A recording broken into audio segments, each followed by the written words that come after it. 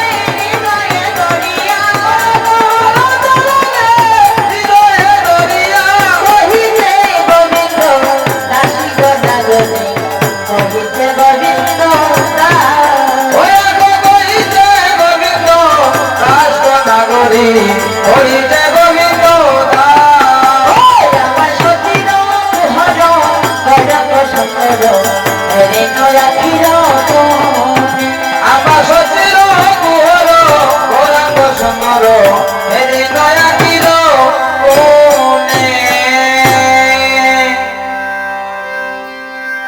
তাই এবার সচেতন গৌর হরির কথা বলছি নাগরী অপর নাগরীর কাছে বলছে দেখ নাগরী মনের মরম কথা কিন্তু বলে বলতে হলে সেরকম একজন মরমের প্রয়োজন আজ তোকে পেয়েছি আমার মনের কথা বলছি সাজে রোমণীতে গিয়ে হাসিয়া হাসিয়া রসময় কথাটি কয় যখন আমি গিয়েছি সুরজনী গঙ্গার তীরে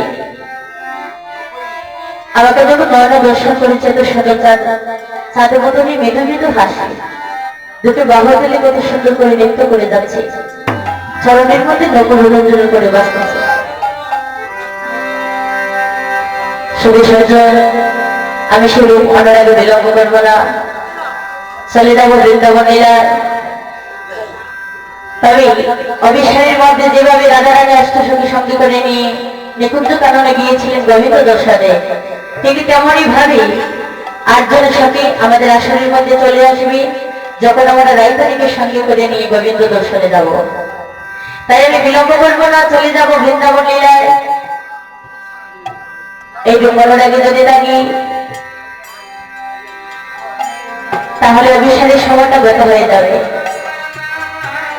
সেদিকে আমার গৌর ঘরে কি করলে না জানি কারে বাড়ি বিপুল ভাই এ বদনে রাধাধনে করছি আর রমণীর বেশে ধারণ করে মস্তকে দিব গুপ্তা দিয়ে এবার অভিসারে যাবার জন্য পাগলিনীর বেশে ধারণ করলে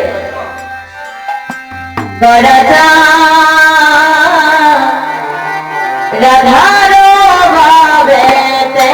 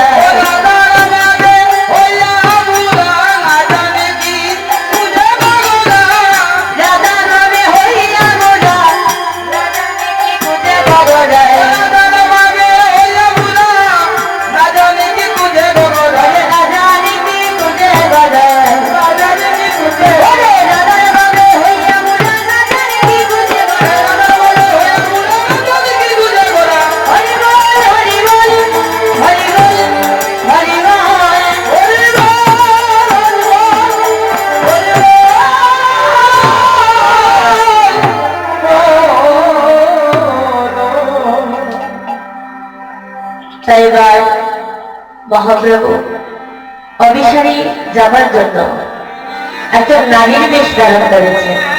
রমণীর বেশ ধারণ করে মস্তকের মধ্যে দ্বিগুণ ঘুমটা দিয়ে বদলে রাধা ধরে করছে, আর শুরু করে গঙ্গা তিনির মধ্যেই ভূমির মধ্যে পড়ে বেড়াবেড়ে যাচ্ছে।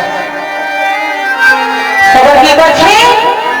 বিলম্ব না করে এবার অভিসারীর দিকে যাত্রা হয়েছে বৃন্দাবন লীলায়।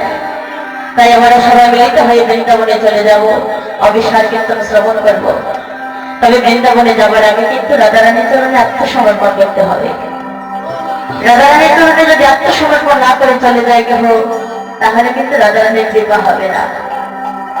তাই এবার মহাপ্রভু রাধারানীর শ্রীপাদে মধ্যে তার দেহ মনোপ্রাণ সবকিছু অর্পণ করে দিয়ে দুটো বাহু তুলে রায়জনের জয়তরী করে এবার মধুম বৃন্দাবনে যাত্রা হয়েছে।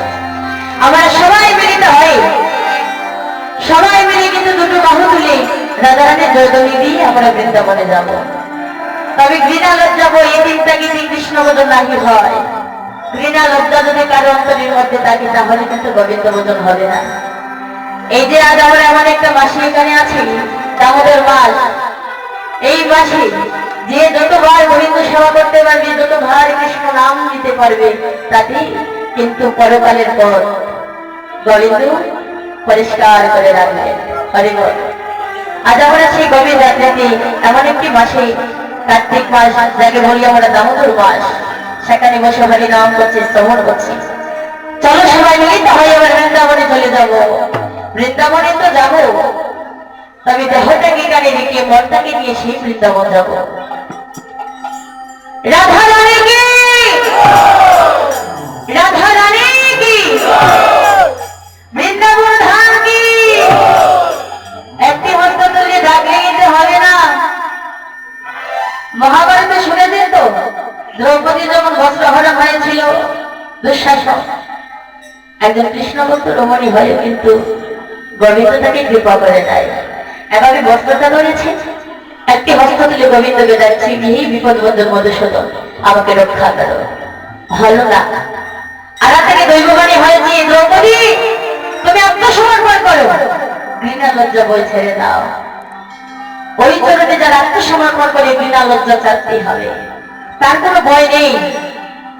তখন বস্ত্রটা ছেড়ে দিয়ে দুটো বাহু তুলে যখন গোবিন্দকে স্মরণ করেছে, সে বিপদ বন্ধন মধুসূদন এসে তাকে লজ্জার হাত থেকে রক্ষা করেছে।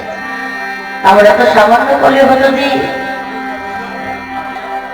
তাই সবাই কিন্তু দুটো হাত তুলে গোবিন্দকে আজ রাধারানীর চরণে আত্মসমর্পণ করো। রাধা রানী কি, বৃন্দাবন ধাম কি। রাধে। সবাই মিলে হাতে তালি দিয়ে আমরা রাধারানীর গান কীর্তন করে বৃন্দাবনে যাব।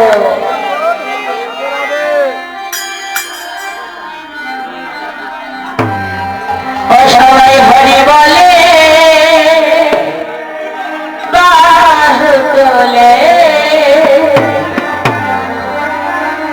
চলো রে যা মধুর বৃন্দাবনে। সবে হরি